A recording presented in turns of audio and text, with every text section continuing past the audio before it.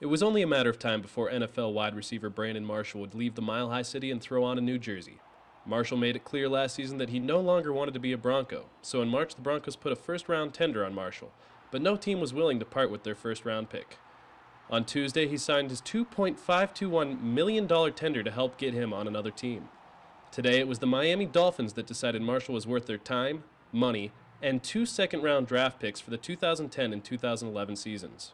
According to ESPN, Marshall signed a $47.5 million contract for 4 years, making him one of the highest-paid receivers in the NFL.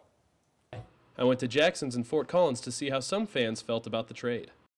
A good deal for the Denver Broncos. I think Brandon Marshall had turned into kind of a cancer, as T.O. has, in his recent teams, and he actually is, it's bad for the team morale.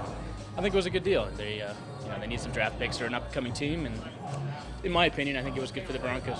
Well, I hate to see Brandon Marshall go. He is definitely a big player. I mean, he has a most reception record in the NFL to this date.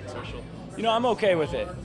He's obviously a great player, but he's got some off-the-field issues that we all know about, and it's kind of, it can kind of corrupt a team. He's not as bad as Terrell Owens, but he kind of has the same effect where he just kind of splits people and divides people. I think it's good for both teams. I think it was a disruptive force in the Broncos locker room, and nobody seemed to be biting for the first round.